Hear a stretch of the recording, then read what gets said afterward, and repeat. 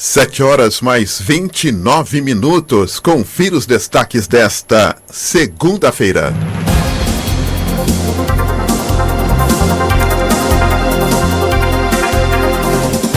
E o prefeito de Jacareí sancionou a lei com subsídio de mais de 5 milhões de reais para a operação do transporte público na cidade.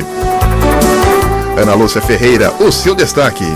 Tarifa mais cara. A tarifa do transporte público de São José dos Campos passará a R$ 5,20 a partir do próximo dia 6 de janeiro. E no destaque esportivo, daqui a pouquinho teremos uma matéria especial do Luiz de Oliveira, que acompanhou a final do Jacarezão 2019. Vitória do Nova Jacareí sobre o Vila Garcia por 3-1 no campo do Jaque. Daqui a pouquinho matéria especial. E também o Flamengo, que jogou contra o Liverpool, perdeu por 1-0, um jogo histórico de igual para igual, mas não conseguiu aí o título mundial. Esses destaques e muito mais você confere agora. A Rádio da Diocese abre espaço para a informação, as notícias da sua cidade, do país e do mundo. Começa agora, Jornal da Mensagem.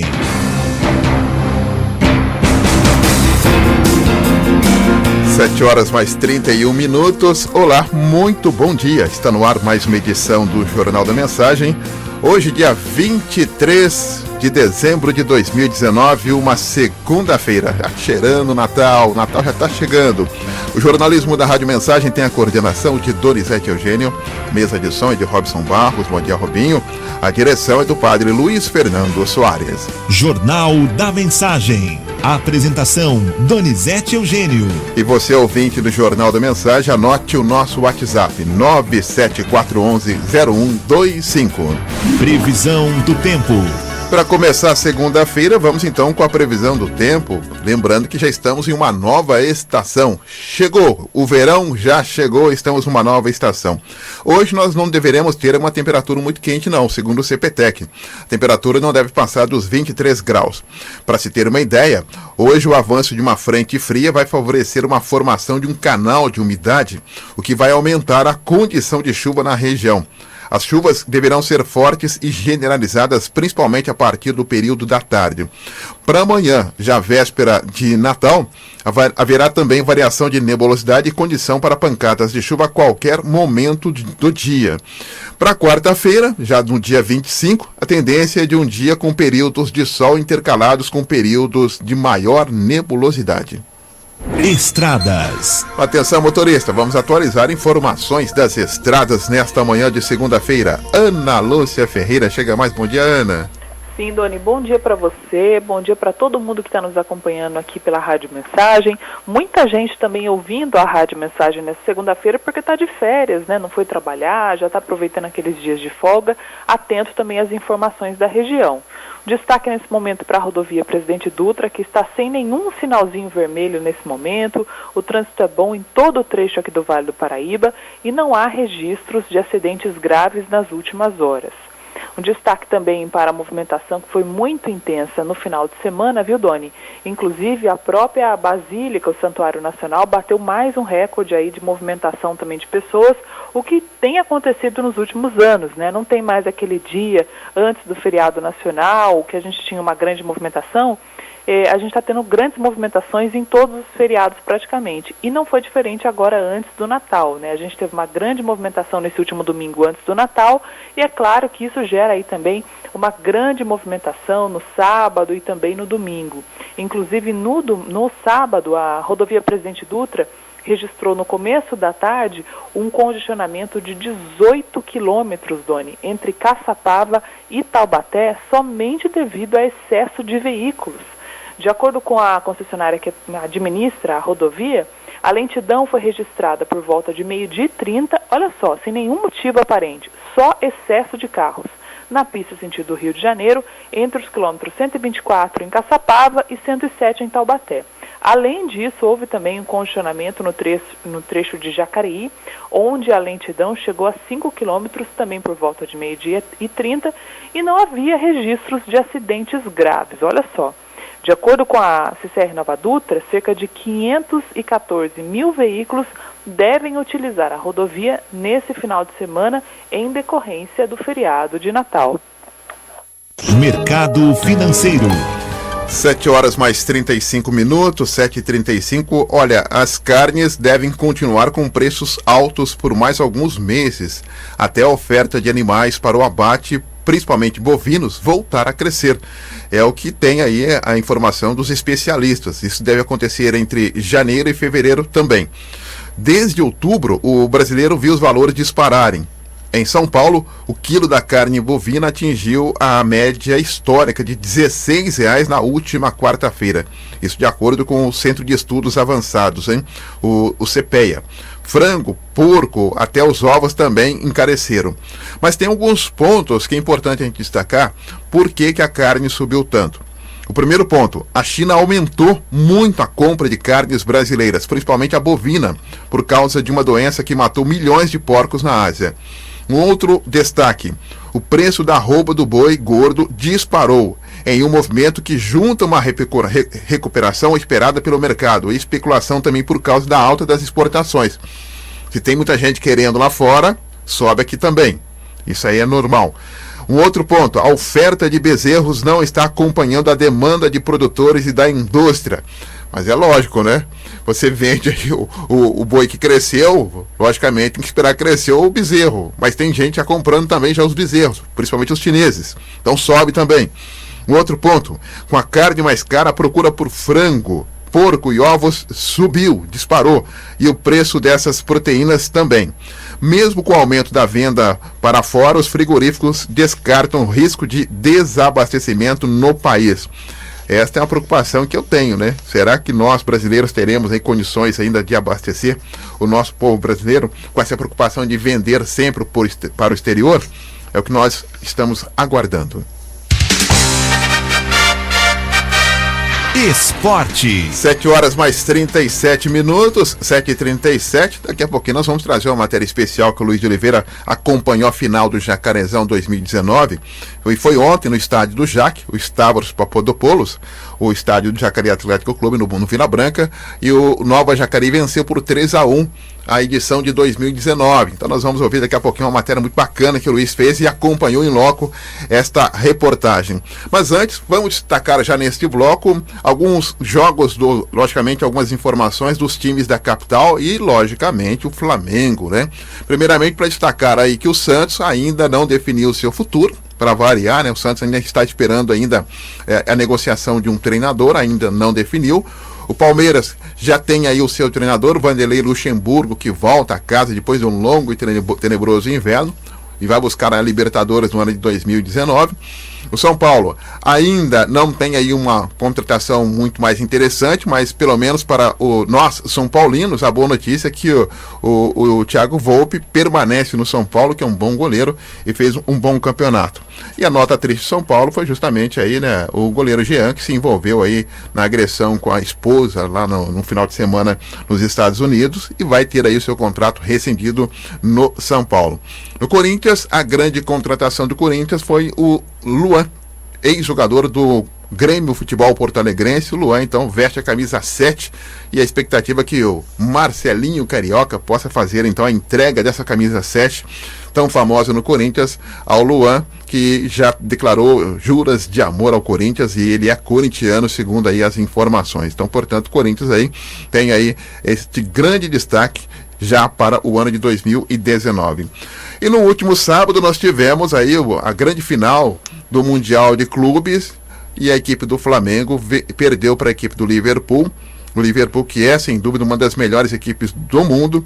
O Flamengo jogou de igual para igual com a equipe do Liverpool, mas não conseguiu aí segurar na prorrogação com uma grande contra-ataque puxado ali pelo Mané e o Firmino, brasileiro Carrasco Firmino, foi lá e fez um gol, selando aí o título do Liverpool, reeditando aí aquela final de 1981, quando nós tínhamos Zico, Andrade Júnior, Adílio, Nunes, e naquela oportunidade o Flamengo venceu, mas dessa vez não foi o que aconteceu.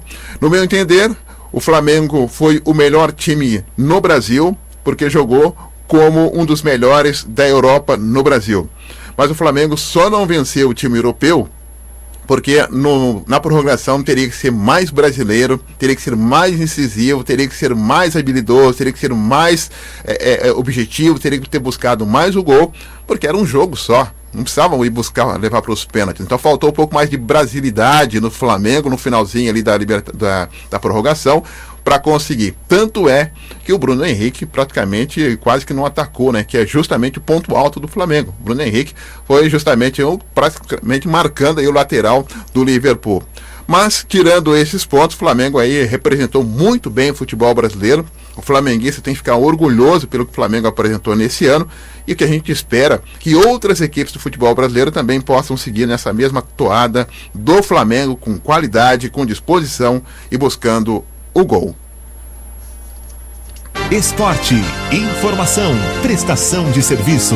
Jornal da Mensagem, o seu diário da manhã. 7h mais 40 e o verão, hein? Começou neste domingo e promete chuva em várias regiões do Brasil, com certeza, né? Ô, Ana Lúcia Ferreira, conta pra gente como é que vai ficar esse verão, hein? O verão começou neste domingo em todo o Brasil, dia 22 de dezembro, e a estação mais quente do ano se estende até o próximo dia 22 de março de 2020. O verão termina com a chegada do outono. A Caroline Vidal é meteorologista do Centro de Previsão do Tempo e Estudos Climáticos, o CPTEC-INPE, e comenta as características do verão para este ano. A gente começa a ter um aquecimento maior devido à maior radiação solar, porque a posição do Sol está mais próxima do hemisfério sul, então a gente tem uma maior radiação solar incidente, então isso aquece, né, o continente. A gente tem um maior suporte de umidade também. Então, calor mais umidade, pancadas de chuva, ingredientes favoráveis aí para a ocorrência de pancadas de chuva. Essas pancadas de chuva geralmente ocorrem entre a tarde e a noite, que é o maior horário aí de aquecimento. O CPTEC faz parte do INPE, Instituto Nacional de Pesquisas Espaciais, que é uma unidade de pesquisa do Ministério da Ciência, Tecnologia, Inovações e Comunicações. Muito bem, então o verão começou ontem, o verão no hemisfério sul começou oficialmente neste domingo e vai até agora dia 20 de março, a estação mais quente do ano, de acordo aí com o CPTEC-INPE. O verão se caracteriza também pelas mudanças rápidas nas condições de tempo, com chuvas fortes, queda de granizo, ventos com intensidade variando de modalidade também. Em 2020, o verão não terá influência dos fenômenos El Niño, que é aquele aquecimento das águas do Oceano Pacífico, e Laninha, que é o fenômeno também do resfriamento das águas do Pacífico. Bom, essa é a característica do verão no hemisfério sul, né? Muita chuva, e a gente já está acostumado, né? E na região nordeste tem até uma piada na região norte e nordeste em relação à questão do verão aqui na nossa região. Por exemplo, nós que temos aqui o nosso litoral norte, eles têm o hábito de chamar Ubatuba de Ubachuba, Caraguatatuba de Caraguatachuva, de São Sebastião, São Sebastião Trovão, e logicamente de Ilha Bela, né, de Ilha Brejo, porque justamente chove demais aqui nesse período, e na região norte e nordeste tem os períodos mais secos também nessa região metropolitana da região norte do estado do Brasil, né? Tanto é na região ali do Ceará, Paraíba, Natal, e isso chove muito pouco nesse período também, mas aqui chove bastante e a gente vai se acostumando. Mas hoje a temperatura não deve ficar muito alta não, a média deve ficar em 23 graus e a expectativa é segundo o CPTEC-INPE.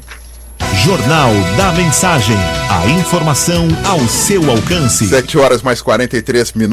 Ana Lúcia Ferreira, chega mais, Ana. Sim, Doni, a Prefeitura de São José dos Campos definiu que a tarifa do transporte público será reajustada de R$ 4,20 para R$ 4,50 a partir do próximo dia 6 de janeiro. O reajuste de 7,14% foi informado em um documento enviado à Câmara nesta sexta-feira. O novo valor é válido para quem usa o bilhete eletrônico. Para os usuários que pagam em dinheiro, o reajuste será de 80 centavos e vai passar de R$ 4,20 para R$ 5,00. O aumento, nesse caso, é de 19%. Já a tarifa para empresas vai passar de R$ 4,84 para o teto de R$ 5,20. O reajuste, nesse caso, é de 7,4%. Em todos esses reajustes, o índice aplicado é maior que a inflação dos últimos 12 meses, que fica na casa dos 3%. No dia 9 de dezembro, as empresas que operam o transporte coletivo na cidade protocolaram um pedido de reajuste que chegaria a R$ 6,22 a passagem, um aumento que poderia ser até de 48%. O consórcio 123, que é formado pela Joseense, Expresso Maringá e Sáenz Pena, informou que o reajuste proposto pela Prefeitura nesta sexta-feira não atende às reivindicações feitas pelas empresas e que o índice mantém o atual desequilíbrio econômico-financeiro do sistema de transporte público em São José. Por nota, a Prefeitura de São José informou que enviou à Câmara Municipal a proposta do estudo tarifário para o transporte público em 2020, com base no que foi discutido em reunião com o Conselho Municipal de Mobilidade Urbana na segunda-feira, dia 16. Nunca está satisfeito, né? Mas é um aumento substancial aí para a população de São José. É o vento que sopra lá, é o mesmo vento que sopra cá, e esse ano a discussão começou antecipada, né, mais cedo, tanto em Jacareí, São José dos Campos e Taubaté, sobre o preço da passagem de ônibus. Aqui em Jacareí, o prefeito de Jacareí, Isaías Santana, ele sancionou uma lei que prevê um subsídio estimado em mais de R$ 5 milhões para a operação do transporte público na cidade.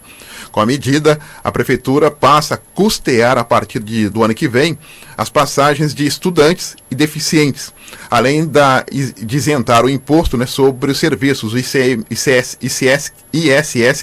né, para a JTU de até R$ 1.200.000. A ideia é minimizar o impacto na tarifa para o usuário comum.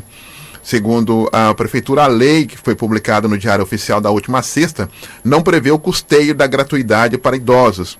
Para que fosse feito o reembolso, a ideia da gestão era limitar a 2 passagens diárias por idoso, mas a restrição foi reprovado por vereadores. Vocês se lembram disso, né? A administração alega que a medida visa sanar um desequilíbrio financeiro no contrato. Para a Prefeitura, os R$ 4,20 cobrados como tarifa atualmente não são suficientes para absorver os descontos e gratuidades garantidas por lei. Para cobrir o custo, a passagem teria que ser em Jacareí R$ 5,97, segundo o projeto. A projeção da Prefeitura é de que o gasto fique na casa dos R$ 4 milhões com o custeio da passagem de estudantes e deficientes. Os valores sairão dos caixas da Secretaria de Educação e da Assistência Social. O custeio das passagens de idosos ficou de fora da lei. No projeto, o Executivo limitava as 2 passagens por dia para pessoas entre 60 e 64, mas a restrição na quantidade de bilhete foi questionada por vereadores e retirada do projeto. Então mantém aí as 4 passagens para quem tem 60 e 64 anos em Jacareí. A Prefeitura projetava gasto de mais de R$ 2.300.000 por ano para bancar a gratuidade para idosos. Jornal da Mensagem. A informação ao seu alcance. 7h mais 48. Ana Lúcia Ferreira. Sim, Doni, o prefeito Isaías Santana assinou um convênio com o governo do estado de São Paulo no valor de R$ 2,7 milhões para o recapeamento de 12 vias localizadas nos bairros Vila Garcia, Parque Santo Antônio, Jardim Paraíba, Jardim Santa Maria e Centro. As licitações para a execução das obras já estão finalizadas e a empresa responsável pelo serviço será a Land Vale Construções. No bairro Parque Santo Antônio, serão recapeadas as seguintes ruas, você que é aí do Parque Santo Antônio: Rua dos Hibiscos, Rua Aliança e a Avenida Vale do Paraíba.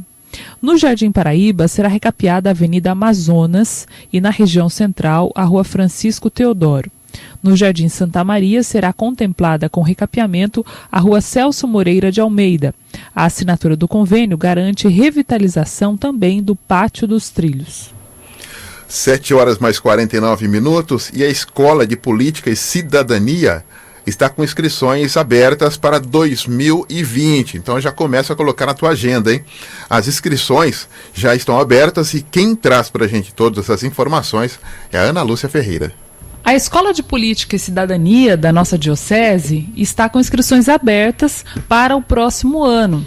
O curso é organizado em 4 módulos: Doutrina Social da Igreja, Ética, Política e Cidadania também. Essas aulas acontecem no 4º sábado de cada mês e cada módulo tem duração de 1 semestre, totalizando aí 2 anos. A Escola de Política e Cidadania é um movimento único aqui da nossa diocese, né? Poucas dioceses contam com esse tipo de iniciativa em todo o país, e ela traz uma contribuição única também, igualmente única, principalmente para as pessoas que têm algum desafio pela frente no que diz respeito a cargos públicos, né? Tem essa intenção de se candidatar a cargos públicos. No próximo ano nós teremos também eleições municipais, por isso é tão importante chamar a atenção para esse assunto. A gente vai conversar agora com o Luiz Henrique Ferfoglia. O Luiz Henrique foi professor da Escola de Política e Cidadania nesse ano de 2019 e fala para a gente sobre a importância desse trabalho aqui na nossa diocese. Luiz Henrique, muito obrigada pela sua gentileza. De forma geral, como é que você consegue fazer um resumo do que é oferecido hoje pela Escola de Política e Cidadania? Olá, Ana Lúcia, uma boa tarde a todos os ouvintes da Rádio Mensagem. Bom, um resumo bem rápido aí sobre o trabalho que a escola desenvolve. Ela visa ajudar todos os interessados nessa área a entenderem um pouco mais como que funciona a dinâmica da política e como que ela participa da nossa vida no dia a dia, como ela interfere na nossa vida sem mesmo a gente perceber ou muitas vezes sem a gente querer. Esse é o grande objetivo da nossa escola. Lembrando que a gente está hoje num sistema democrático, né? Então é importantíssimo a gente ter esse conhecimento também, em linhas gerais, né? Do que o Luiz está falando para a gente, é como é que se joga o jogo, né? O jogo é um só, as regras do jogo devem ser obedecidas, e a igreja também tem esse papel social de formação do cristão, que muitas vezes é avesso a questões políticas, né, Luiz Henrique? Exato, Ana. A Igreja Católica, ela entende, através de vários documentos oficiais que ela já se manifestou, que é importante a nossa participação na sociedade. E essa participação na sociedade, ela também se dá através da política. Seja as pessoas participando de cargos públicos, sendo efetivamente eleitos em alguns pleitos, ou trabalhando na máquina pública, ou mesmo a gente participando enquanto cidadão das políticas públicas, colaborando, analisando, fiscalizando esses processos. Então a Igreja Católica, ela sabedora disso, ela incentiva para que nós, principalmente cristãos leigos e leigas, adentremos nessa área, entendemos para que a gente possa agir e transformar essa triste realidade da política no Brasil e no mundo. Com certeza, né? Embora essa visão da política, né, sobretudo aqui no Brasil, esteja bastante deturpada, o Santo Padre, o Papa, sempre nos lembra que estar na política, né, fazer política é uma das maiores formas de caridade, né, uma das maiores formas concretas de fazer o bem ao próximo e ao mundo, né, e cumprir aquilo que Jesus nos pediu também. Então, olha só, deixa eu só dar um gostinho aqui das matérias que são oferecidas pela Escola de Política e Cidadania. Nós temos Doutrina Social da Igreja, Magistério e Encíclicas, também Cidadania e Transformação, Fé e Política na Bíblica, histórias de doutrinas políticas, prática também libertadora de Jesus, Sociologia, que é importantíssima, e várias questões também ligadas à teologia e comunicação de massa. Então você pode fazer a sua inscrição pelo site escoladepolitica.org.br. Então você clica lá na aba Matrículas 2020. Lembrando que a Faculdade Católica fica na Avenida São João, número 2650, no Jardim Colinas, ali na região do Seminário. E o telefone lá é o 4009-8383.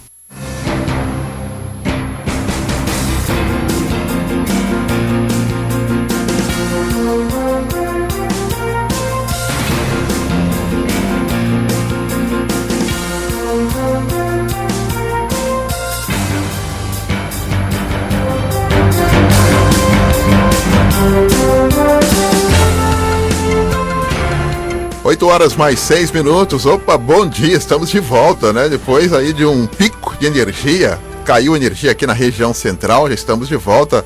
A gente começa a resgatar a luz de velas aqui, né? Luz de velas, acende aqui, tudo escuro, os semáforos piscantes nesse exato momento, e muita gente aí ficou preocupada, mas graças a Deus já voltamos, e você também já pode acompanhar também o nosso Jornal da Mensagem nesta manhã de segunda-feira. Lembrando que daqui a pouquinho nós teremos a presença, né, do Heller Gonçalves, ele que é o diretor do Sindicato dos Metalúrgicos de São José dos Campos e região, ele é o presidente, a falar conosco sobre um balanço aí desse ano de 2019 e projetar 2020, né? Até porque o sindicato tem informações que nós não temos, e é muito bacana que a gente acaba tendo aí um alerta, o que podemos esperar para 2020 também em relação à questão do próprio desenvolvimento. Ô Robinho, vamos ao intervalo e a gente volta já batendo um papo com o Heller Gonçalves, presidente do Sindicato dos Metalúrgicos, para falar conosco sobre justamente esse ano de 2019 e projetar 2020. Será que nós teremos mais crescimento? Será que esta lerdeza que nós tivemos em relação ao crescimento pode acelerar um pouquinho mais no ano que vem? Já voltamos. Estamos apresentando Jornal da Mensagem. Mensagem no Advento. Que Deus, em sua infinita bondade, abençoe e encha de paz todos os corações. Feliz Natal!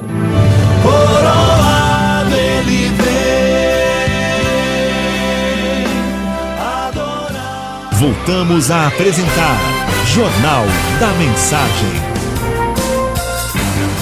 8 horas mais 11 minutos, informação chegando, pois não, Ana? Sim, Doni, a gente teve aí um pico de energia, né, aqui no centro de Jacareí, já restabelecemos o contato em menos de 5 minutos também, mas vários semáforos estão aí com dificuldade no centro de Jacareí, região de Cidade Jardim, Campo Grande também, vários semáforos piscantes, né, então atenção para o motorista que está acompanhando a Rádio Mensagem também por conta disso, né, ainda a Secretaria de Mobilidade Urbana está aí mobilizada para restabelecer também esse serviço, né? Mas um pouquinho de atenção na manhã dessa segunda-feira é importante. Então tá certo, aí eu aviso para você também, né? Aliás, mesmo com o semáforo funcionando aqui mesmo entre a Cônigo José Bento e a Rua Rui Barbosa, sempre tem uns encosta aqui de carros, viu? 8h11, vamos então para o Minuto CC-RH? Minuto CC-RH. Bom dia, ouvintes da Rádio Mensagem. Hoje eu vou tirar algumas dúvidas referente a processos seletivos e entrevistas de emprego. Se você tiver alguma dúvida, acesse ccrh.com.br e envie a sua pergunta. Vamos para a primeira dúvida. Trabalhei em diversos locais temporariamente. Posso colocar no currículo? Sim, pode, pessoal. Coloque as empresas que você trabalhou por mais tempo temporariamente. Trabalhos temporários, autônomos ou sem registro em carteira também contam como experiência, portanto, pode colocar no currículo. Precisa enviar currículo com foto? Não.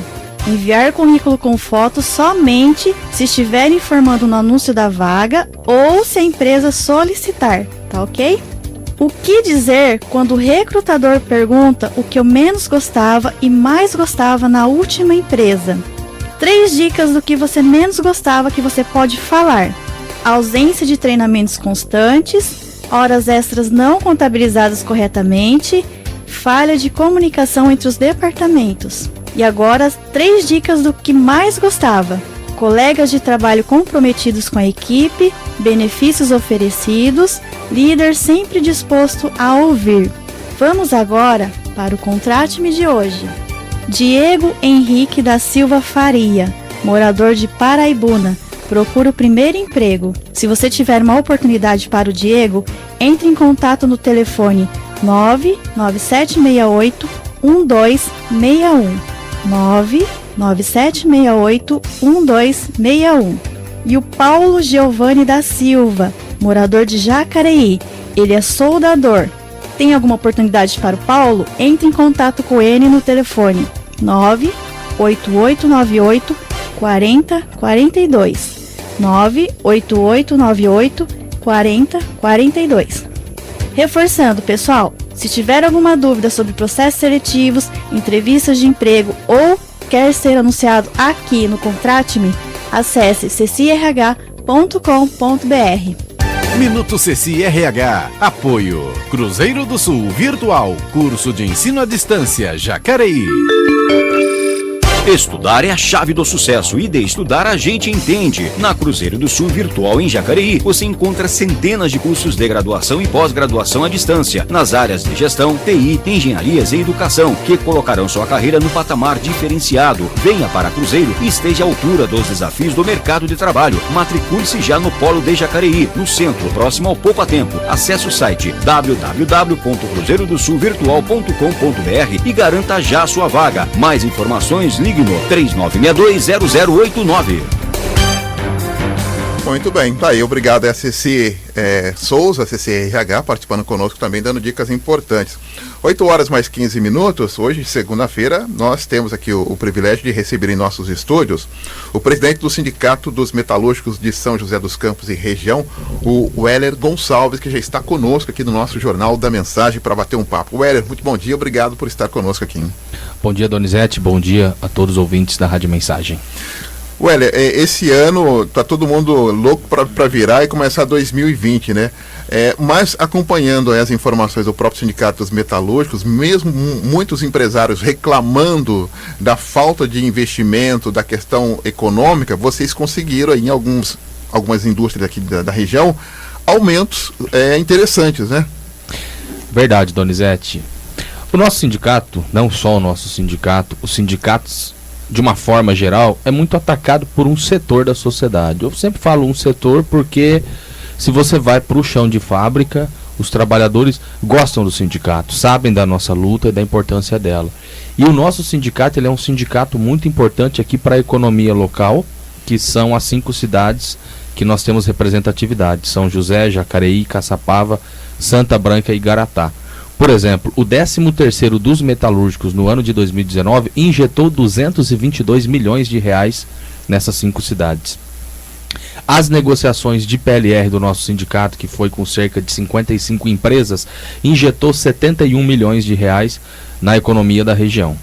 A campanha salarial, que começa geralmente no mês de setembro e vai até o mês de dezembro, ela injetou de abono salarial, que é aquele plus a mais que a gente conquista durante as negociações, e a diferença salarial, que é o que o trabalhador ganhava antes e o que ele começa a ganhar agora, isso dá cerca de 5 milhões de reais por mês, o que dá um montante de 60 milhões de reais por um ano. Então, nós estamos falando, para você ter uma ideia, sem contar os processos coletivos negociados pelo nosso sindicato, que injetou cerca de 85 milhões nos últimos anos, nós estamos falando de quase meio bilhões de reais. Nós estamos falando de 25% do orçamento da Prefeitura de São José, só para você ter uma ideia.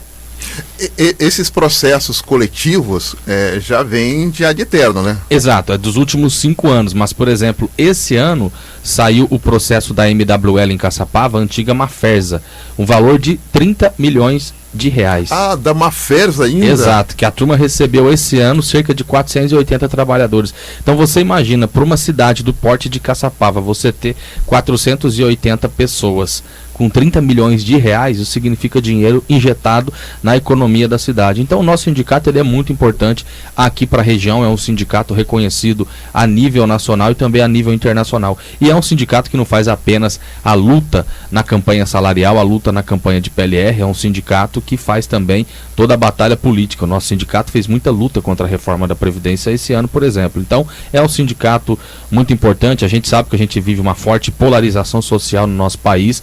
O sindicato seria atacado de um modo geral, mas para a economia da região, um sindicato muito importante. Aliás, eu me lembro que quando se discutia a questão aí da contribuição sindical, da extinção da contribuição sindical, o Sindicato dos Metalúrgicos de São José já não recebia essa contribuição?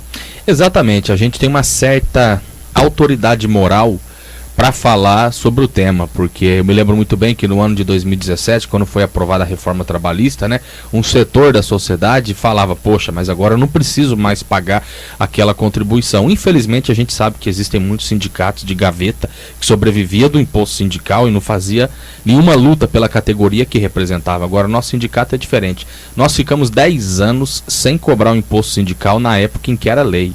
Isso aí nós estamos falando de bilhões que era para ter entrado nos cofres do sindicato. Isso? Nós tínhamos uma liminar que garantiu durante 10 anos que a empresa não descontasse. Ó que dado interessante. O próprio governo, porque do imposto sindical, uma parte ia para o sindicato, mas uma parte ia para o FAT, uma parte ia para o governo federal.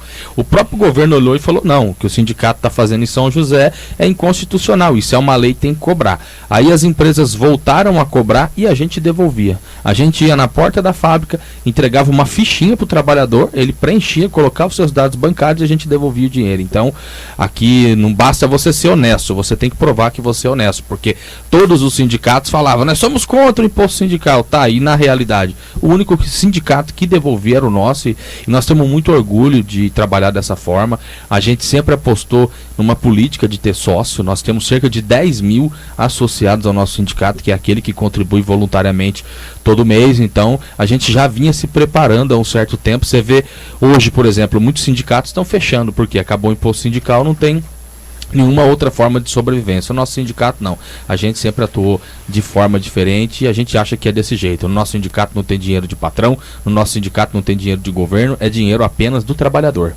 Aliás, Velho, eu sempre comento aqui justamente essa posição de como atrair o trabalhador para, logicamente, de forma e até mesmo ideológica, entender a função do sindicato, de contribuir com aquilo, com o sindicato. Por exemplo, você citou para a gente aí acordos coletivos, ou seja, e quem faz é o sindicato, não é a pessoa Sim. individualmente, né? Ou seja, no caso da Mafesa, para quem não se lembra, a Mafesa aí já está muito tempo fechada aqui na região aí e conseguiu agora, com o feito aí, receber esse dinheiro e é o sindicato que conseguiu fazer todo esse trâmite jurídico. Exatamente. Foi um processo que o nosso sindicato tinha contra a empresa e acabou que não foi no julgamento final. Foi uma negociação que nós fizemos com a empresa e ela pegou e acabou pagando o montante. Mas foi parte de uma negociação coletiva, que é isso que você coloca. A gente vive um cenário hoje que, fruto da reforma trabalhista, o patrão agora pode fazer um acordo individual e a gente dialoga com o trabalhador no mesmo sentido que você falou, é um debate ideológico. Porque olha só, se eu sou o patrão, eu vou negociar com você. Que força que você tem para negociar comigo se você não tem estabilidade no emprego? O primeiro não que você me falar, o mais provável é que te demita e contrate outro. Ora, os diretores do sindicato são membros eleitos pela categoria que tem estabilidade no emprego e nós temos que apostar na negociação coletiva, é o sindicato representando os trabalhadores com transparência, com democracia pela base. Então a gente vive um momento difícil, a gente sabe que o governo do Bolsonaro, um governo de ultradireita, ataca fortemente os movimentos sociais e os sindicatos em particular, então a gente precisa cada vez mais de sócios para os sindicatos e de pessoas que compreendam o que é a nossa luta. Weller, um outro assunto que eu gostaria de abordar com você é justamente sobre a questão da medida provisória 905, que é aquela questão do contrato de trabalho verde e amarelo. Como é que o Sindicato dos Metalúrgicos tem analisado essa proposta aí? Olha, desde o primeiro dia em que o Bolsonaro editou essa medida provisória, a gente já tem ido para a base fazer o debate junto à categoria. Essa medida provisória ela é muito pior do que foi a reforma trabalhista aprovada no ano de 2017. Essa medida provisória fala que hoje as empresas podem contratar com um salário mínimo e meio, até 20% da mão de obra, e tem que ser jovens de 18 a 29 anos. Em primeiro lugar, hoje você vê dentro da fábrica o que eles chamam de jovem, por exemplo, trabalhadores na média de 24, 25 anos, que são casados, têm família. Então, acho que essa questão aí de colocar a juventude até os 29 anos, a gente já considera que é um exagero. Agora, a empresa, contratando nessa nova modalidade, que é a chamada carteira verde e amarela, ela não precisa pagar o INSS, o imposto para o governo. Em contrapartida, o governo taxa os desempregados. Quem está desempregado que recebe seguro-desemprego vai ter que pagar imposto. Isso é um tremendo absurdo. Hoje, quem trabalha na ativa recebe 8% de fundo de garantia. Nessa modalidade vai receber 2%. Hoje quem está na ativa, se é demitido, é 40% sobre o saldo do fundo de garantia. Nessa nova modalidade vai receber 20%. Então só do fundo de garantia é cerca de 75% a menos se o camarada for demitido. Então é uma medida provisória que vem para fazer aumentar ainda mais a lucratividade das empresas e criar postos de trabalho precarizados. E aí que está o debate, porque o argumento do governo é para geração de emprego. Vamos fazer um histórico. A reforma trabalhista aprovada pelo Temer no ano de 2017 era para gerar emprego, não gerou. A terceirização aprovada no ano de 2017 era para gerar emprego, não gerou. Aí tem a reforma da Previdência que fala que é para geração de emprego, na nossa opinião não vai gerar, e essa medida provisória 905 não vai gerar emprego. Por quê? O que vai acontecer? As empresas vão demitir os trabalhadores que estão na ativa, que tem um salário mais alto, para contratar nessa modalidade. Então vai ficar no 0 a 0. Porém, as empresas que vão aumentar ainda mais a sua lucratividade. Agora, o que nós achamos? É uma medida provisória, está valendo, ela tem 120 dias para ser votada no Congresso Nacional. Tem muitos sindicatos, muitos partidos políticos de esquerda falando temos que pressionar os deputados, nós não temos ilusão nenhuma no parlamento burguês, nós achamos que tem que fazer movimento junto aos trabalhadores. Nesse sentido, o nosso sindicato, ao longo do mês de dezembro, no dia 5, por exemplo, que foi um dia nacional de luta convocado pela CSP com lutas, a central sindical que o nosso sindicato é filiado, nós fizemos 11 assembleias para dialogar com os trabalhadores o que é essa medida provisória, e em todas a gente votou repúdio, e nós achamos que tem que começar o ano de 2020 já organizando a classe trabalhadora para a gente lutar, porque se for aprovada essa medida provisória, como eu disse, ela é muito pior do que foi a reforma trabalhista. E um dado, com a medida provisória, o sindicato não negocia mais a PLR junto com as empresas.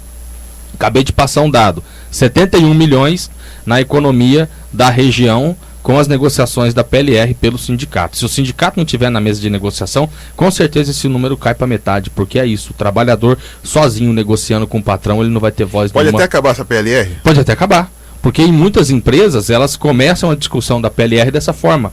Não tive lucro no último período, esse ano não vou pagar nada.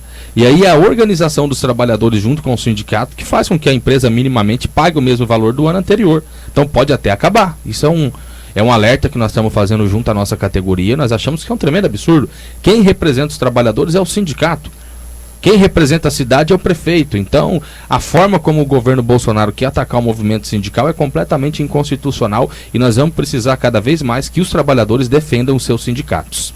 Olha, Wélio, dentro da sua reflexão, fico imaginando aqui, até para o nosso ouvinte entender, independente aí de cor partidária, ideologia, mas a questão prática mesmo. O que faz a roda girar da economia? É quando as pessoas têm poder de compra, né? Exato. Se você tira esse poder de compra, eu não vou gastar meu dinheiro. Então você não compra, a indústria não produz e você não faz a roda girar. Perfeito. Então quanto menos salário, menos a roda gira. Exatamente. Como eu disse, nossa avaliação é que é um governo de ultradireita, e o governo de ultradireita ele vem para atacar o movimento sindical. E atacar o movimento sindical é dessa forma que a gente dialoga com os trabalhadores. Não é um ataque a mim, que sou o presidente. Não é um ataque aos diretores. Atacar o sindicato é um ataque aos trabalhadores. Hoje nós recebemos o 13º, que cai a segunda parcela no dia 20 de dezembro, que injeta esses milhões na economia, todo mundo fica esperando para comprar os produtos da ceia de Natal, comprar um brinquedo para o filho de presente, etc e tal. O 13º salário foi criado graças a uma luta do movimento sindical. A PLR, Fundo de Garantia, todos os direitos que existem hoje no nosso país foi fruto de muita luta que teve no passado. Muitos dirigentes sindicais morreram, tombaram para que a gente tivesse os direitos que nós temos hoje. E o que a gente vê é o governo, os patrões querendo retirar, e a gente vai precisar de muita luta e muita organização dos trabalhadores para minimamente a gente manter o que a gente já tem. O Sindicato dos Metalúrgicos já está conformado com a situação da Embraer? Olha, a situação da Embraer, na semana passada, nós realizamos uma passeata junto aos trabalhadores. A Embraer demitiu 300 trabalhadores no mês de dezembro. E o sindicato falava isso. Inclusive, isso é conta-gotas? Ela demitiu alguns a conta-gotas, mas na semana passada ela demitiu 100 de uma vez só, o que totalizou 300 demissões no mês de dezembro. Agora, no começo do ano, nós mandamos uma carta para o prefeito Felício Ramute de São José dos Campos. Inclusive, ele nos atendeu no gabinete dele. E essa carta falava o seguinte: a aviação executiva vai ir para a cidade de Gavião Peixoto. São 600 empregos que nós temos aqui. A Embraer falou para os trabalhadores que quem quisesse ir para Gavião Peixoto, ela mandaria, estaria com seu emprego garantido durante um certo período. E quem não quisesse, ela ia ver uma forma de remanejar. Nós falávamos, vai demitir. E foi isso que aconteceu. 50% desses 600 trabalhadores deram um nome para ir. Os que não deram, a empresa acabou demitindo. Então, a gente já tinha alertado por escrito, enviado uma carta para o prefeito Felício Ramute. A Embraer é uma preocupação que toda a sociedade aqui do Vale do Paraíba tem que ter. Vocês viram o 737 MAX da Boeing, que no primeiro momento ficou proibido de voar, e agora a Boeing não vai mais fabricar. E ela já fala que isso vai gerar um grande prejuízo e que provavelmente não terá investimentos. Então nós achamos, por exemplo, o prefeito de São José, o governador do estado e o próprio presidente da República tem que cobrar da direção da Boeing. Vocês acabaram de comprar uma empresa que era estatal, na opinião do sindicato, a Embraer é um patrimônio do povo brasileiro, e agora com essa situação da Boeing? Então, nós achamos que é muito preocupante. Nós alertamos novamente na semana passada, mandamos carta para todas as autoridades, inclusive para o Jair Bolsonaro, falando, nós queremos aqui uma explicação, porque vocês autorizaram a venda da Embraer para a Boeing. Porque desde quando foi anunciada essa possibilidade de fusão, que foi no final do ano de 2017, o nosso sindicato fez toda uma batalha política contra a venda. Primeiro, do ponto de vista ideológico, do ponto de vista político, que para nós isso fere a soberania nacional do nosso país. Como eu disse aqui, era uma empresa estatal que foi privatizada, nós achamos que é um patrimônio, é um orgulho nosso ter a Embraer, ainda mais aqui na nossa região. Agora, tinha uma discussão que a gente colocava e que era prático para tentar convencer as pessoas aqui ao nosso redor, que era a questão dos empregos. A Embraer emprega hoje aqui em São José mais de 10 mil trabalhadores, e na cadeia produtiva, você colocando os prestadores de serviços terceirizados, nós estamos falando mais de 30 mil empregos. Então você imagine se uma fábrica dessa fecha, o prejuízo que não é, principalmente aqui para nossa região. Então, o que o nosso sindicato falava vem acontecendo, e para nós a situação é muito preocupante. Eu me lembro, Wellington, acho que você ainda não estava aqui na região, mas a primeira demissão que teve na Embraer, acho que foi em 94, 96, se não estou enganado, de 4 mil pessoas que foram demitidas. A região ficou um luto. Sim. Com luto. Foi logo depois da privatização. E a gente falava isso. A gente falava, privatização, a gente tem o exemplo. Todas as estatais do nosso país que foram privatizadas, a partir do momento que passa a ter os donos da privatização, a primeira coisa que eles fazem é enxugar e é demitir.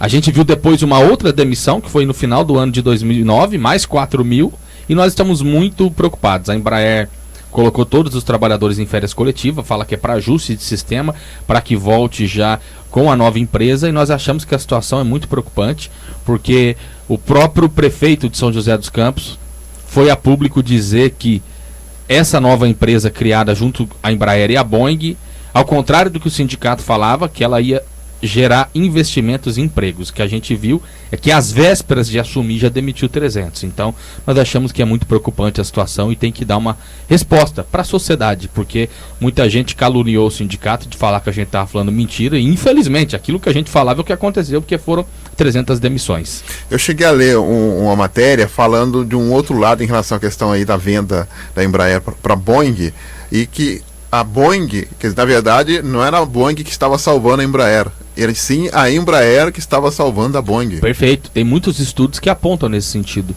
Tem uma discussão de que os engenheiros da Boeing nos Estados Unidos estão todos prestes a se aposentar, e o que a Boeing quer é a tecnologia que a gente tem aqui no Brasil, e nós achamos também que não é a Boeing salvando a Embraer, é a Embraer salvando a Boeing. Nós temos esse mesmo ponto de vista quando toca nesse tema. Ana Lúcia Ferreira, Weller Gonçalves, presidente do Sindicato dos Metalúrgicos, participando conosco. Sim, Doni, os nossos ouvintes aqui acompanhando também, né, a participação do presidente do sindicato. E a nossa ouvinte Lucimara, gostaria de saber do Weller, como que está hoje a situação da GM? É boa pergunta, hein? Sim. Bom, respondendo a Lucimara, ouvinte aqui do nosso programa, a GM, todo mundo viu ao longo desse ano também toda uma discussão em torno dos investimentos, inclusive toda uma pressão sobre o sindicato, porque a GM inclusive chegou a procurar o governo do estado e o governo federal, falando que se não conseguisse fazer o acordo que ela estava propondo na negociação conosco, que poderia fechar as portas. Foi uma discussão muito difícil, uma discussão muito dura. Teve um acordo aprovado que teve retirada de direito dos trabalhadores, nós temos que jogar as claras e falar a verdade. O nosso sindicato foi contra aquele acordo, porém ele foi aprovado em assembleia. Isso é um outro diferencial que, inclusive, eu gosto sempre de estar usando esses exemplos, porque prova a diferença que é o nosso sindicato. Nos outros sindicatos, como é que funciona? O presidente com a caneta na mão que decide o acordo que ele assina ou não. E legalmente tem esses poderes. Ora, no nosso sindicato, não. Eu só assino um acordo se ele for aprovado em assembleia pelos trabalhadores. Nós fomos contra, porém nós explicamos o que era e colocamos em votação. 90% dos trabalhadores optaram por dar um passo atrás e aceitar a proposta que a empresa estava colocando. Agora, uma questão: No ano de 2013 também foi feito um acordo, naquela época o companheiro Macapá era o presidente da nossa entidade, e foi um acordo feito junto à prefeitura de São José, naquela época o prefeito era o Carlinhos, que houve uma redução de direito dos trabalhadores e a GM disse que teria um investimento no ano de 2017 que não veio. Então nós deixamos bem claro, esse acordo está condicionado à vinda dos investimentos. A GM anunciou esses investimentos, inclusive na sede do governo do estado, junto com o João Dória, que é os 6 bilhões, e o que a gente espera é que ela cumpra com esse acordo e que ela faça os investimentos agora no ano de 2020. Agora um alerta, quando você fala de investimento, não quer dizer geração de emprego, infelizmente. Há um tempo atrás você ouvia falar que ia ter investimento e geração de emprego, por quê? Hoje a gente está na indústria 4.0, uma nova revolução tecnológica. Hoje investimento, o patrão compra um robô, significa demissão de centenas de trabalhadores, que é um outro debate, inclusive, que nós temos que fazer, porque além da reestruturação produtiva, essa nova revolução tecnológica é o que está gerando uma certa desindustrialização no nosso país. Mas da GM é isso, a gente espera que se concretize o investimento, que é o acordo que nós assinamos, que foi aprovado pelos trabalhadores esse ano. Não basta só a atuação dos trabalhadores do sindicato em relação à questão da busca por investimentos na GM, mas também tem uma postura do governo federal em relação à própria venda de veículos da própria GM, né? Exatamente, porque inclusive a choradeira que a GM fez, além dela conseguir reduzir uma parte dos direitos dos trabalhadores, ela conseguiu muita isenção de impostos. Então, quando a empresa demite em massa, ou quando a empresa não cumpre aquilo que foi acordado, é poder do prefeito, do governador e até do presidente da república tá cobrando a direção da empresa. Porque, opa, você veio aqui, eu te dou isenção de imposto, entendeu? A GM queria até isenção de pagar tarifa de água. Eu tava na negociação, tava a prefeitura envolvida, um tremendo absurdo, porque o camarada quando fica desempregado, ele paga IPTU, ele paga água, ele paga energia, por isso que nós achamos que é sacanagem. A GM no ano de 2013 assinou um acordo e ela não cumpriu em 2017. Então se ela não cumprir, primeiro, esse acordo só tem validade condicionado à vinda dos investimentos. Agora, além do sindicato, o poder público tem que cobrar também as empresas, porque elas vêm para cá, enxuga, ganha muito dinheiro, remete o lucro para o exterior e muitas vezes ganha isenção, que é para gerar emprego e não gera. Então, o governo tem que cobrar também quando a empresa não cumpre aquilo que é acordado. Hoje, conversando com o presidente do Sindicato dos Metalúrgicos de São José dos Campos e região, o Heller Gonçalves, nós vamos a um breve intervalo e a gente vai falar um pouquinho sobre a Sherry aqui de Jacareí, né? Ou seja, a relação do sindicato aí com a Caoa Sherry, né? E, logicamente, a expectativa para 2020. Já voltamos. Estamos apresentando Jornal da Mensagem. Mensagem no Advento. O Natal dos Sonhos é aquele que você idealiza no espírito, sente no coração e partilha na solidariedade. Coroado ele vem. Voltamos a apresentar Jornal da Mensagem. E já estamos de volta com o nosso jornal, hoje com o Heller Gonçalves, presidente do Sindicato dos Metalúrgicos de São José dos Campos, participando conosco. E um outro assunto que eu gostaria de abordar com o Heller, justamente a relação do sindicato com a nova direção aí da Caoa Sherry aqui em Jacareí. E a gente teve informações que a expectativa para o ano que vem já são boas em relação à questão aí de produção de veículos também. Mas houve uma calmaria nas discussões aqui, Heller? Não, olha só, Donizete. Houve uma mudança na relação, sim. Agora a Caoa Sherry mudou a direção da empresa. Nós tivemos muito problema no começo da planta aqui na cidade de Jacareí, porque com a direção chinesa, e digo isso sem nenhuma xenofobia na minha fala, mas não só aqui na Sherry, mas muitas empresas que é de capital chinês, é muito difícil a relação. A gente negocia com alemão, norte-americano, coreano, enfim, diversos países, mas a gente vê que a cultura chinesa de fato é uma cultura de que as empresas chegam aqui e ela quer se comparar à China. Isso não aconteceu apenas com a Sherry. Tinha a Sany, que ficava em São José, agora a Sany está em Jacareí, mas não está produzindo, é apenas parte de comércio, que a empresa chega aqui e não quer cumprir a convenção coletiva que é assinada entre as empresas e o sindicato. E Para você se instalar em uma região, ou até mesmo num país, minimamente você tem que conhecer como é que funcionam as regras, quais são as leis trabalhistas. Nós tivemos muita dificuldade, tanto que teve 2 greves que durou mais de 30 dias na Shell em pouco tempo de produção aqui na cidade de Jacareí, que era porque a empresa não queria cumprir a convenção coletiva e não seguir as regras trabalhistas que tem no nosso país. Agora, com a Caoa Sherry, a gente minimamente consegue sentar, ter as conversas periódicas. É óbvio que na relação capital-trabalho, na nossa opinião, existe o antagonismo de classe. A empresa sempre vai defender os seus interesses e o sindicato sempre está ali para defender os direitos dos trabalhadores. Então, cada um está de um lado da bancada, mas minimamente a gente consegue ter uma relação de respeito. E é isso que você falou, a empresa desde quando ela está aqui, ela sempre vai, não vai, vai, não vai. Hoje tem cerca de 600 trabalhadores na Sherry, e ela apontava uma perspectiva para esse ano que não se concretizou, que ela coloca que é possível para o ano que vem, que é ter sim de fato geração de emprego, abrir segundo turno e a empresa chegar a ter cerca de 1.000 trabalhadores. A gente torce para que isso aconteça, né? Acho que aqui para a cidade de Jacareí e para a região toda, você ter uma montadora, acho que é muito bom para a economia da cidade, para a região, e a gente torce para que ela gere os empregos e que siga cumprindo aquilo que é acordado com o sindicato.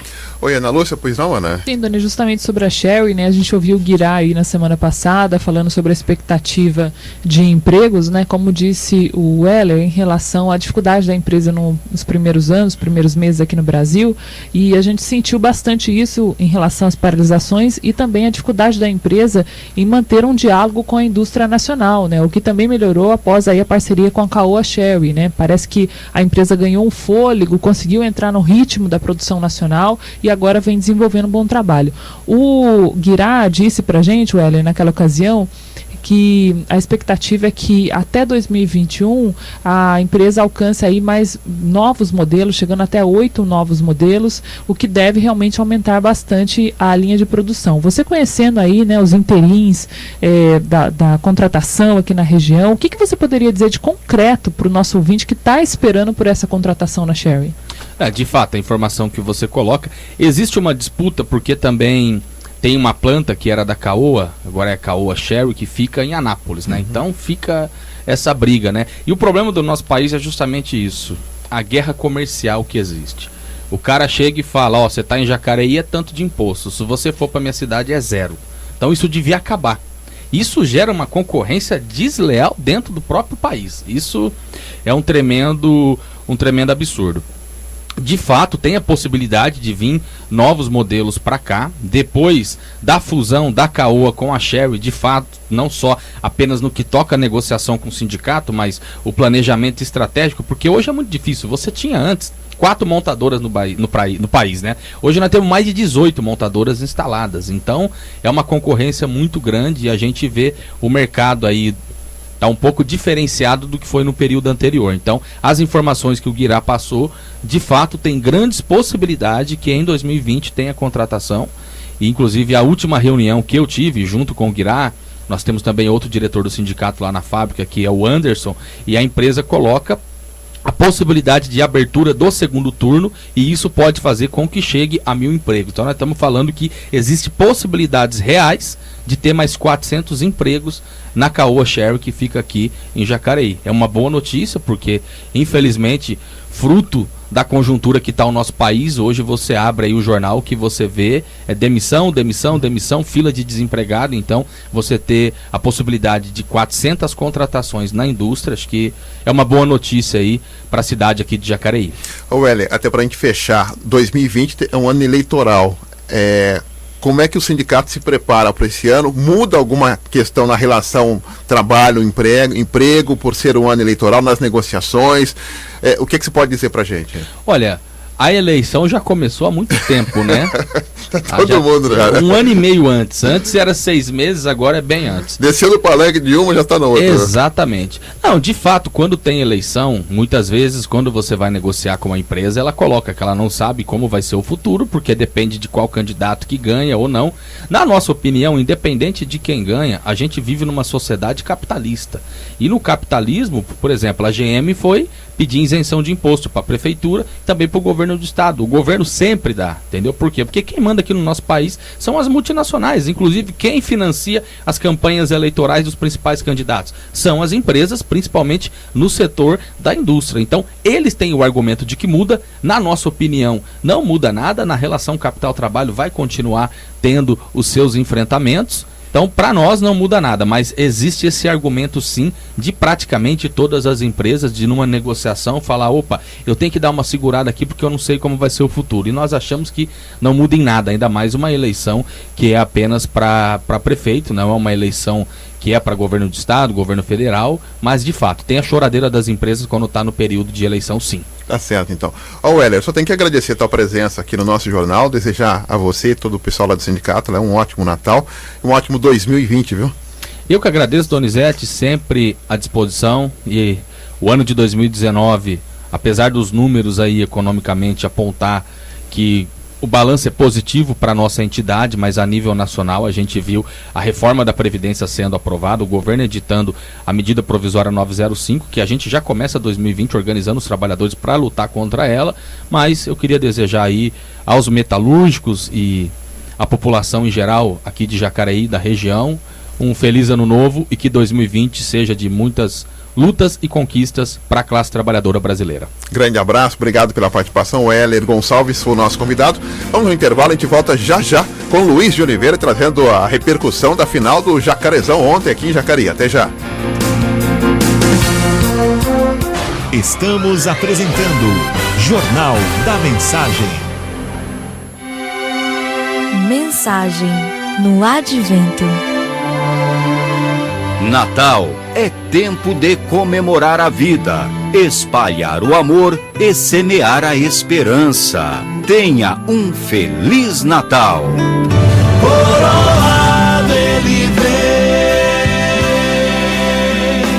adorado ele vem. Voltamos a apresentar Jornal da Mensagem. 8h51. Esporte. Lembrando os velhos tempos, o Luiz de Oliveira ontem esteve acompanhando o Jacarezão 2019, a final, e traz pra gente aí o relato.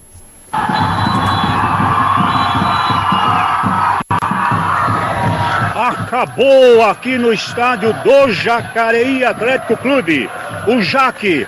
Nessa edição do Jacarezão, a equipe do Nova Jacareí bateu a equipe da Vila Garcia por 3-1. Um placar justíssimo em razão daquilo que foi desenvolvido dentro de campo pelas duas equipes. Evidente que a equipe do Nova Jacareí, com mais eficácia, mais atacante, mais indo para cima da equipe do Vila Garcia, acabou estabelecendo no primeiro tempo um placar inicial de 2-0 e no segundo tempo voltou, fez mais um, e com isso a equipe do Vila Garcia teve uma queda acentuada, um desânimo total, uma equipe travada praticamente. Depois marcou um gol ainda de pênalti, um pênalti acontecido desnecessariamente para a equipe do Vila Garcia, 3-1, mas fecha-se com muita chave de ouro essa competição do Jacarezão desse ano, em sendo a equipe do Nova Jacareí campeã desta edição. Torcidas dos dois lados, estimo que por aquilo que ou já conhecemos do estádio do Jacareí, em torno de 2.500 pessoas tranquilamente estiveram em campo. E eu faço aqui a Nova Jacareí, que esteve o Sujão, Rubinho, Lucão, Renan e G, Luan, Penicão, Kaique, Rato, Zé Carlos e Zé William. Lembrando que o segundo gol do Zé William foi um golaço, um gol muito bem construído e muito bem batido, sem dúvida nenhuma. Portanto, nesse placar da equipe da Nova Jacareí, no Jacarezão, campeão, sem dúvida, um título merecido pela equipe. Lembrando ainda que a equipe do Vila Garcia, que leva aí o vice-campeonato desse ano, que lutou, pôde que fazer, mas sem nenhuma inspiração, acabou sucumbindo-se para o jogo mais eficaz, com toque de bola muito mais eficiente, diga-se, por isso que a equipe da Nova Jacareí venceu. A equipe do Vila Garcia, o sapão tradicional, né, com seu uniforme vermelho e meias brancas, teve o Robert no gol, teve o Costela, Bochecha, Carlão e Enzo, Gordo, Carlinho Boi, Gordinho, o Reba, o Rueiro e o Pagode. Este é o time que entrou depois, a equipe do Vila Garcia tentando reverter, dar um toque no placar, coisa aí Claubinho, o Thier, o Mário e o Piá para tentar fazer alguma coisa. Meus amigos, aqui está então concluído a partida, finalizada aqui dentro do estádio do Jacareí, e a equipe tem coisa lá. Eu vou conversar aqui rapidamente. Caê, faz favor, um pouquinho. Pela Rádio Mensagem, nosso jornal, Caê, que de fora eu te coloquei como destaque pelo primeiro tempo, bom toque de bola, sabendo distribuir. Parabéns pela vitória e o título. Primeiramente, muito obrigado, né? Acho que um título muito importante para a comunidade, por ser o primeiro, né? E agora é comemorar. Maravilha! Então, olha, a Rádio Mensagem, no seu departamento de jornalismo esportivo, parabeniza toda a equipe que soube conduzir e eu repito, teve você ali como maestro ali. Um abraço, transmite esse abraço a todos lá da comunidade. Muito obrigado, eu que agradeço aí. Vamos pra cima. Obrigado. Abraço, Caê. Abraço. Aí então, o campeão levantou a taça, Caê, da equipe da Nova Jacareí, nessa partida de hoje aqui em Jacareí. Aqui, sem dúvida, vamos fazer aqui agora a coisa. Vamos lá. Vamos ver aqui direito como é que está acontecendo, né, meu caro Doni? Dentro aqui da nossa coisa, o grito de campeão, a torcida evidentemente eufórica, os dois lados tomados aqui, pelo um lado pelo Vila Garcia e o lado de entrada aqui pela equipe da Nova Jacareí. Agora, torcedores, meus amigos, vejam só, aqui caminhando de joelho pelo gramado, né, daqui do Stavros Papadopoulos aqui, muita euforia nesse momento aqui, e eu acabei de elegendo o destaque da partida, Cauê, o 7 da equipe do Nova Jacareí, um volantão que deve ser melhor, mais observado, meus amigos. Muito bom de bola, sem diga de passagem. E essa reportagem, então, meu caro Doni, para o Jornal da Mensagem, nessa competição agora vai ser entregue as medalhas, os troféus aqui, pela comissão da coisa. E eu vou rapidamente aqui tentar pegar aqui, apesar que ele está totalmente tomado, ocupado, como sempre. O papel de presidente é muito difícil, mas vamos ver aqui se eu consigo ainda uma palavrinha aqui do nosso... Aqui primeiro nós estamos... O pessoal do Vila Garcia... Aquele que nos sustenta com as nossas informações no dia a dia do Jacarezão. Marcelo, eu acredito que foi um belíssimo fechamento com o Jacarezão, não? Foi um belíssimo fechamento, assim, as duas equipes estão de parabéns, e o Nova aí por ter ganho o primeiro campeonato e o segundo também, né, levando o título da Recopa. Maravilha, então, Marcelo, todo o material que a gente recebe, parte de você, da Secretaria de Esportes, eu entendo o seguinte, vocês que trabalham diuturnamente para o esporte de Jacareí, vendo um fecho desse, uma animação dessa aqui, a gente fica recompensado, não, Marcelo? Sem dúvida alguma, é para fechar o ano com chave de ouro. Maravilha, obrigado, Marcelo, da Secretaria, então. E rapidamente, presidente, satisfeito com o final? Tava indo tudo bem, né? Os ânimos exaltaram um pouquinho, mas tudo que aconteceu será julgado, serão penalizados, porque, como minha avó diz, né? Cavalo velho já não pega macho. Então, não adianta você falar com o pessoal, né? Uma coisa que já foi acordado, combinado, mas tirando isso aí, foi um ano produtivo, a gente fecha com chave de ouro, graças a Deus. Agradeço aí a cobertura da Rádio Mensagem, ao Campo Neutro, a todos vocês da mídia, na forma geral, que tem dado esse apoio fundamental para o futebol amador de Jacareí. Muito obrigado. Fechado, então, inclusive o senhor já se compromete para janeiro, sua presença lá conosco no programa, para maiores históricos dentro do Jacarezão, certo, presidente? Perfeito, doutor Luiz, está combinado. Abraço então, tá aí o presidente bastante emocionado também pelo resultado final, sem dúvida nenhuma, aonde ele coroa, né? Vai estar coroando o seu trabalho, o seu final aqui. Muito bem. Então nós temos os grandes resultados. Então vai ser entregue a premiação, tá aí o presidente no microfone, né? Entendeu? Agora, vamos agora aguardar aqui. Vamos aguardar então aqui, recebendo troféu para a equipe do Nova Jacareí, a grande campeã, meus amigos. Esta reportagem para o Jornal da Mensagem, dentro daquilo, proposta da cobertura desse espetáculo de hoje aqui, meu caro Doni. A todos, bom dia. Valeu, Luiz, bom dia, tá aí relembrando os velhos tempos de repórter de campo, né? Grande Luiz de Oliveira aí. Tá bem de fôlego, hein, Luiz? Tá bem, andou pra lá, andou pra cá, pegou o Marcelo Fortes, pegou também ali o jogador, falou com o Osiris, falou com o torcedor. Esse é o Luiz de Oliveira, quem sabe faz ao vivo, né? Vamos ao intervalo, a gente volta já já. Tem algumas reclamações, né, Ana, aqui no nosso Jornal da Mensagem. Já dá pra gente as reclamações, Ana? Aí a gente já volta já, então, para depois aí, se tiver alguém da prefeitura ouvindo, você já passa para depois, não, Ana? Sim, Doni, tem muita gente ligando aqui do Parque Santo Antônio, Dona Anitta, da Rua das Papoulas, também o seu José Antônio, da Avenida Vale do Paraíba. A Tereza mandou um áudio aqui pra gente da Rua Aliança pedindo socorro em relação à falta de água. Ninguém sabe o que está acontecendo por lá, viu, Doni? Bom dia, Deus te abençoe. Sabe o que eu tô querendo? Sabe o que eu tô querendo saber? O que tá acontecendo se Jacareí tá faltando água em todo lugar? Na Lúcia, eu tô desde ontem à noite sem água aqui em casa. Não tem água da rua. Aí eu tô querendo, eu peguei só um pedaço do jornal, não sei se tá faltando água em outro lugar. Tá bom? Fala pra mim aí o que tá acontecendo. Um beijo. A gente está tentando saber também, viu, Tereza? A gente está tentando fazer o contato aqui com o SAI, com a assessoria de imprensa da prefeitura, mas até agora não localizamos ninguém. A gente vai um rápido intervalo, né, Doni? Daqui a pouco a gente volta aqui para tentar matar essa charada aqui e explicar para o pessoal o que está acontecendo também. Bacana. Então a gente vai para o intervalo, a gente aguarda aqui alguém da prefeitura para dar um feedback, um retorno para a gente, aí se está faltando água, se acabou a energia ontem, porque acabou a energia agora de manhã, aqui no centro, mas já voltou. Mas a Tereza reclamou de ontem, falta d'água. Já voltamos. Estamos apresentando Jornal da Mensagem.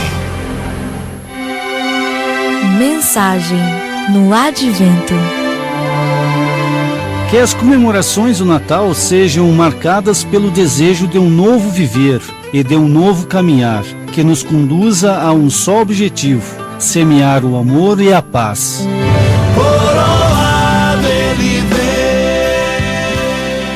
Voltamos a apresentar Jornal da Mensagem.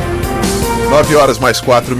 Vamos então às últimas informações, Ana, por favor. Sim, Doni, olha só a importância aí do nosso ouvinte sempre manter à mão os telefones de emergência, né, em Jacareí. A gente sempre fala desses telefones nessa época de fim de ano, feriados, e eles são importantíssimos para a gente saber o que está acontecendo. E foi justamente o que a gente fez agora, né? A gente fez aí um contato com o 0800 do SAI, que é o 0800 725 0330, para entender o que está acontecendo lá no Parque Santo Antônio. E uma própria mensagem do SAI gravada na ligação, ela já dá essa informação logo de cara no atendimento, viu, Doni?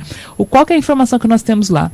Que houve aí uma rede quebrada na altura da Avenida Pedra Santa, que é aquela avenida principal que contorna ali todo o Educamais Parque Santo Antônio. Então a rede quebrou ali e está afetando agora o abastecimento no Parque Santo Antônio, na Vila Prazível, também na Vila Formosa, Jardim Coleginho. Toda essa região está sendo prejudicada. A previsão do SAI, segundo o informativo, é de restabelecer o fornecimento de água a partir das 11 horas da manhã, tá, Doni? Então tem essa previsão a partir das 11 horas e você anote aí o telefone do SAI, 0800, que é o telefone do SAI para informações, 725-0330. Se passar de 11 horas e não for restabelecido, dá uma ligadinha lá para ver se tem alguma atualização também. Então tá aí, retorno rapidamente, lembrando aí que a energia acabou hoje de manhã, mas já voltou rapidamente, deu um pico, né? E a gente espera também que a mobilidade possa restaurar aí os semáforos aqui da nossa cidade, né? Até porque muita gente ainda andando de carro, tá chovendo hoje, o trânsito fica mais complicado também, e nós esperamos que tudo ocorra dentro da melhor maneira possível. Voltamos daqui a pouquinho, às 10h30 da manhã, e depois ao 12h15 com Falando de Vida. Mas a informação pede passagem, você, nosso ouvinte privilegiado. Dona, eu tenho que dar mais uma informação aqui, porque a dona Beatriz, do Jardim Paraíba, ligou pra gente falando que não passou o caminhão de lixo no sábado, lá no Jardim Paraíba, na Rua Paraibuna, também na Avenida Major Acácio. Tá cheio de lixo lá, uma bagunça muito grande. Ela ligou aqui na Rádio Mensagem, né, pra saber o que tá acontecendo. A gente fez um contato com o pessoal do Sindicato dos Condutores e eles disseram pra gente o seguinte, que não há nenhuma paralisação. O jacareense já fica meio ressabiado, né? Já acha que parou o lixeiro. Não, o lixeiro não, o coletor. Não parou. Fiquem tranquilos, o pessoal está trabalhando. Mas o sindicato disse o seguinte, disse a mesma coisa para a gente na semana passada, que por conta dessa situação hoje da empresa, há problemas pontuais relacionados aos caminhões, né? Então, o caminhão que quebra já prejudica um bairro, né? Teve um problema com o pneu, uma questão mecânica, já prejudica outro bairro. Então, a gente está vendo acontecer isso. Acontece agora lá no Jardim Paraíba. Semana passada aconteceu a mesma coisa, né, Dona? A gente até falou aqui. Por conta aí desses problemas pontuais, porque não é só a questão de pagamento dos funcionários. A empresa, segundo o sindicato, também está com problemas aí para fazer a manutenção desses veículos que rodam o dia inteiro na cidade. Então tá certo, tá? Agradecemos a você, com nossa companhia no nosso jornal. Eu volto amanhã, tá? Amanhã, dia 24, estaremos aqui ao vivo. A informação também é prioridade aqui, além da evangelização, mas também a informação é prioridade para que você fique muito bem informado. Se divirta também, mas também tem informação também aqui no nosso departamento de jornalismo. 10h30 estaremos de volta, 12h15 falando de vida. Um grande abraço para você e fiquem todos com Deus. Tchau, tchau. Você acompanhou o Jornal da Mensagem.